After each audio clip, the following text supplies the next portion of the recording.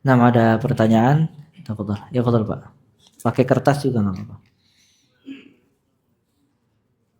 Waalaikumsalam warahmatullahi wabarakatuh.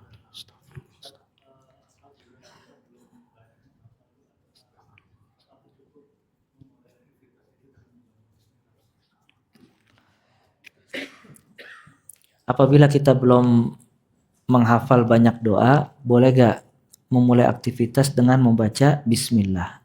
Justru semua aktivitas itu harus dimulai dengan membaca bismillah.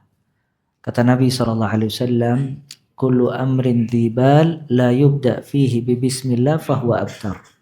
Setiap perkara memiliki hak, apabila dia tidak dimulai dengan membaca bismillah, maka akan terputus keberkahannya. Dan hal ini dijelaskan oleh Ibnul Qayyim rahimahullah, bahwasanya bismillah dimulai oleh seorang hamba dalam semua beraktivitas, dan itu diisyaratkan oleh Nabi SAW di dalam doa-doanya.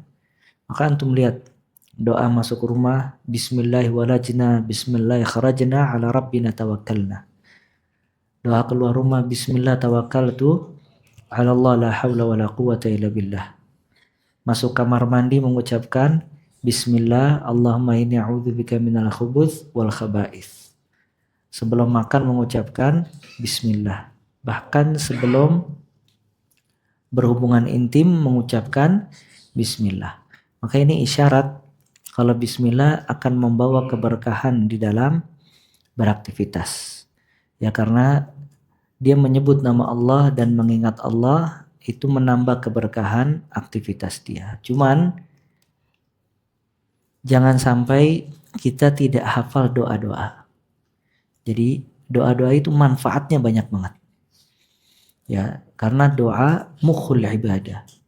Doa inti ibadah, dan doa silahul mukmin, senjata seorang mukmin. Jangankan kita, para nabi semuanya berdoa kepada Allah Azza wa Jalla. Makanya doanya diabadikan di dalam Al-Qur'an. Oleh karena itu biasakan untuk banyak menghafal dan membaca doa-doa yang disunnahkan di dalam Islam untuk dibacanya. Baik berkaitan dengan waktu, berkaitan dengan tempat, atau doa-doa secara umum yang dipanjatkan kepada Allah Azza wa Jalla. Makanya antum beli buku doa wirid Ustadz Yazid Allah yarhamu, itu di belakang ada kumpulan doa-doa. Setelah doa-doa yang berkaitan dengan tempat, waktu, sholat, sama yang lainnya, ada doa-doa dari Al-Quran, doa-doa dari As-Sunnah. Itu sering dibaca. Antum kalau Jumat sore baca dari awal sampai akhir itu doa. Baca yang dari Al-Quran dulu, baca dari yang hadis. Kalau misalnya di malam hari bangun, baca semua doa tersebut.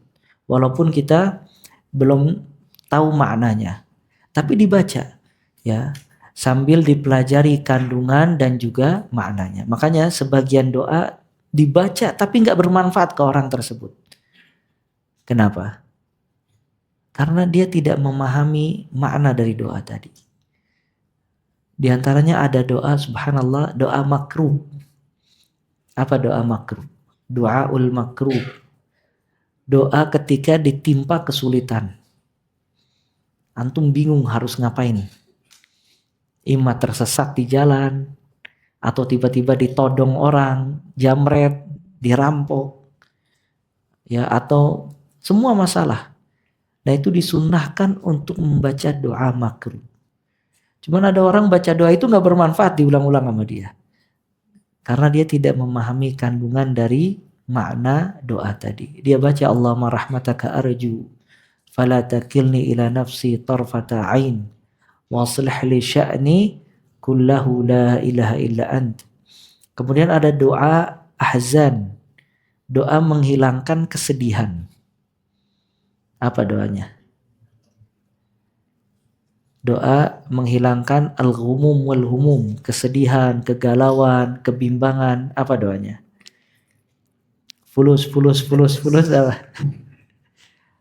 Doanya Allahumma inni abduka, ibnu abdika, ibnu amatika, nasiyati biyadik, madin fiyya hukmuk, adlun fiyya qada'uk, as'aluka bikulli ismin huwa lak, sammaita bihi nafsak aw anzaltahu fi kitabik aw 'allamtahu ahadan min khalqik aw ista'tharta bihi fi ilmi ghaibi 'indak an taj'alal qur'ana rabi'a qalbi wa nura sadri wa jala huzni wa dhahaba hammi wa ghammi. Ini doa kata Nabi SAW sepatutnya bagi seseorang untuk mempelajari doa tersebut.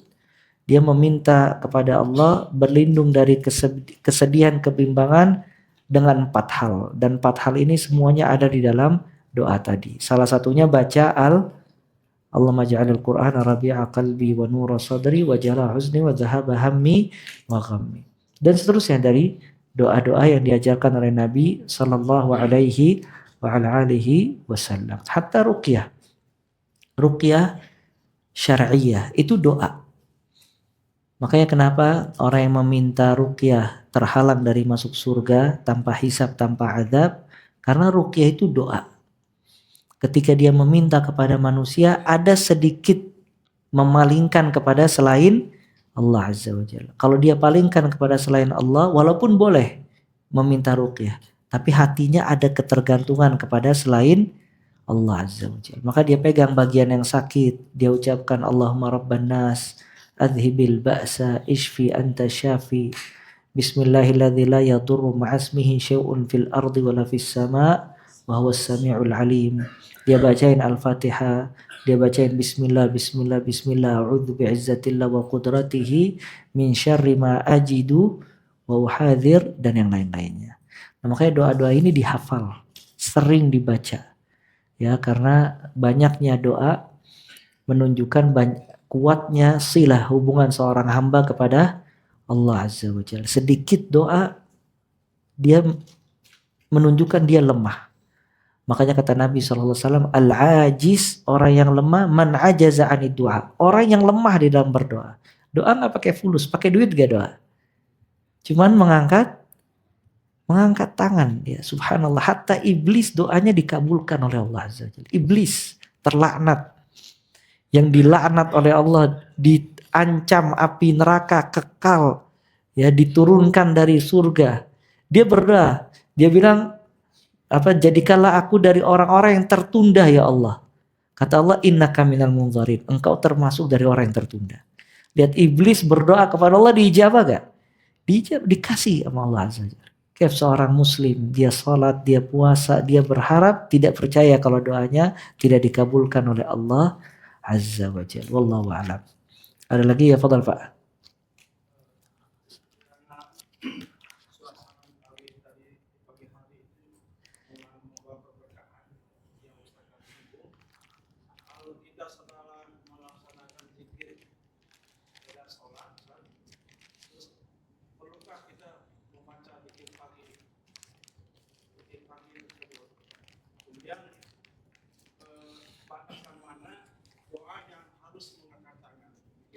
Batasan mana apa?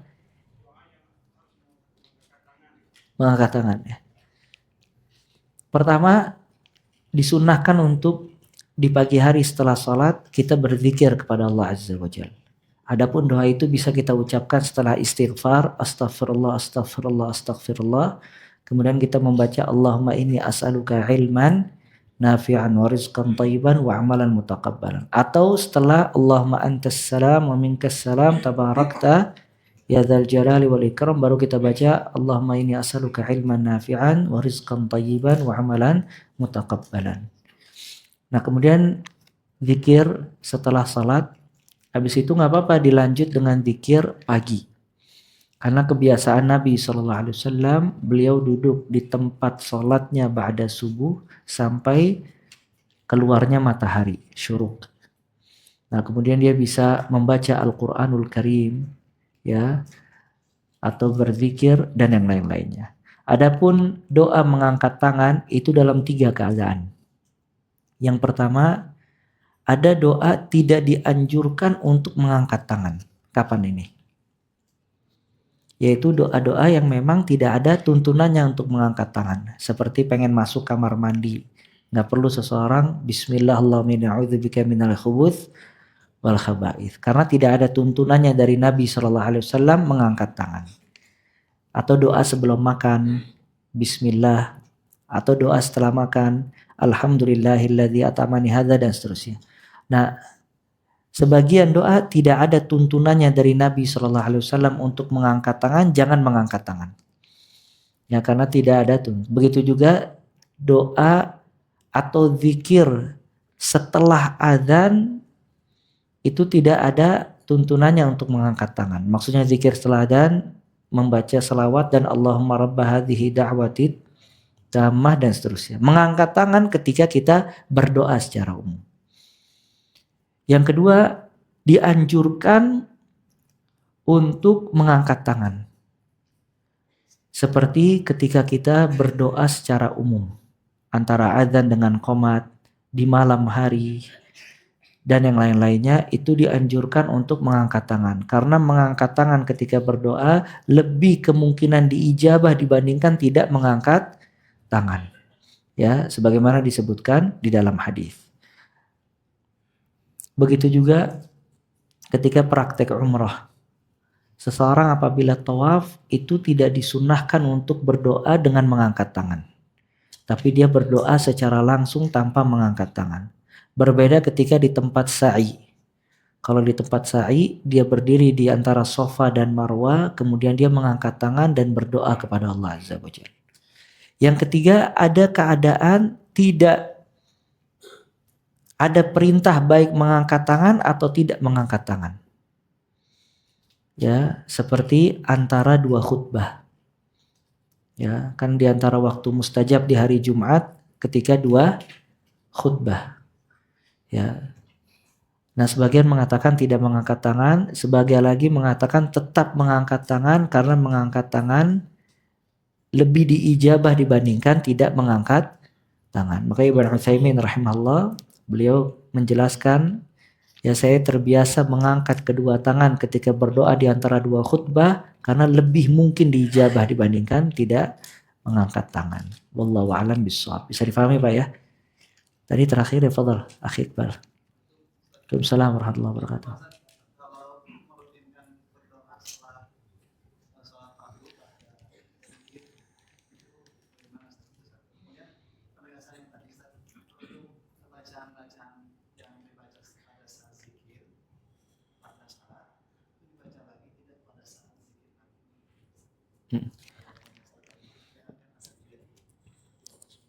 Iya ya. Yang pertama, tadi apa yang pertama?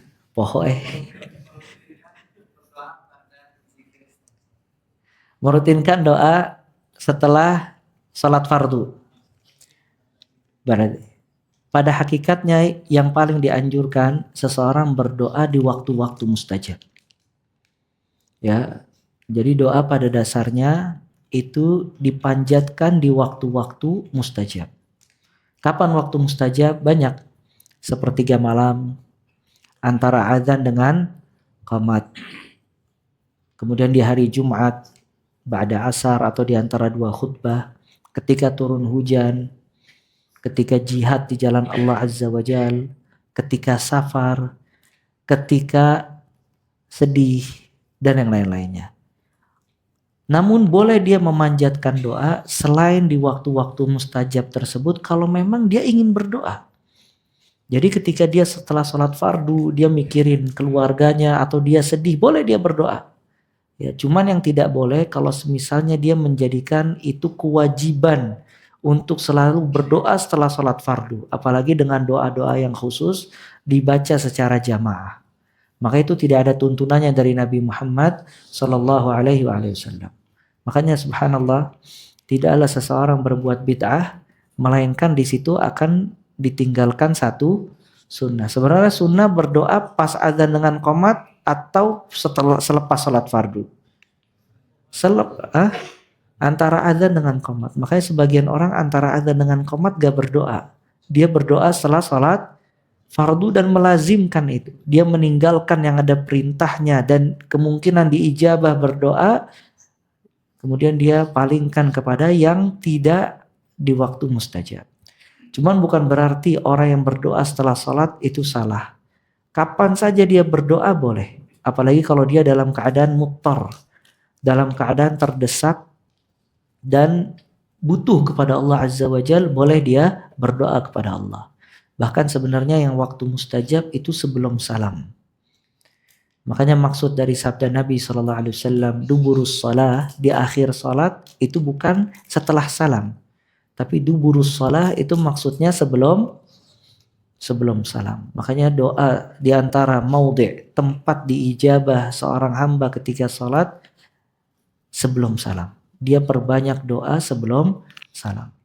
Ya, sebagian masyayikh, Syekh Abdul Razak hafizallah, beliau pernah mengatakan ada imam dia perpanjang ya doa sebelum salam.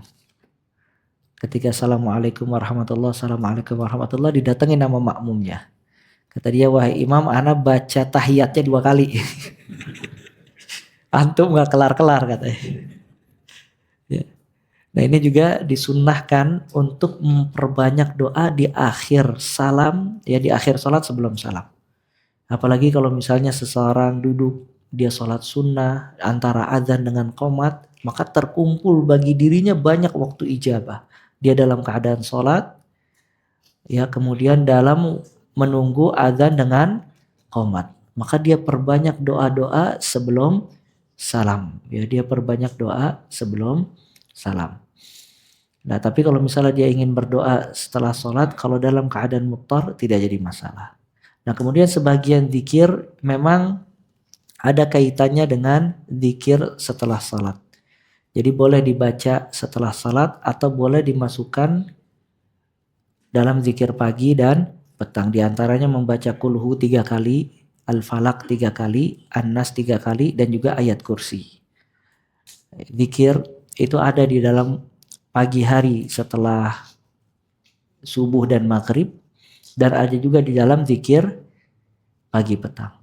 Ya cuman yang terbaik dia masukkan itu di dalam zikir pagi dan petang, karena itu masuk di dalam rangkaian azkar zikir pagi dan petang tadi. Wallahu a'lam bishawab. Ada lagi? Ya fadhal Pak. Tahiyat terakhir itu tahiyat terakhir doa apakah tadi tunjuk masih menunjuk apa udah? Tetap masih menunjuk sampai salam. Karena jari telunjuk menunjukkan kita sedang berdoa. Ya makanya Nabi SAW di hari Jumat beliau mengangkat telunjuknya ketika berdoa. Kapan beliau turunkan? Kalau sudah selesai doa. Maka begitu juga seseorang ketika dalam sholat dia angkat telunjuknya. Dan termasuk dari sunnah dia gerakan di setiap lafaz doa. Jadi gerak itu bukan kayak gini terus. Ganggu sholat itu. Tapi dia setiap lafaz doa dan lafaz jalalah, lafaz Allah baru dia gerakan.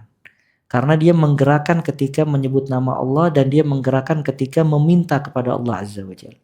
Maka terus seperti ini sampai salam baru diturunkan jarinya. Karena itu ya termasuk dalam rangkaian sholat dan termasuk dalam rangkaian berdoa kepada Allah Azza wa Jalla. Saya pikir cukup.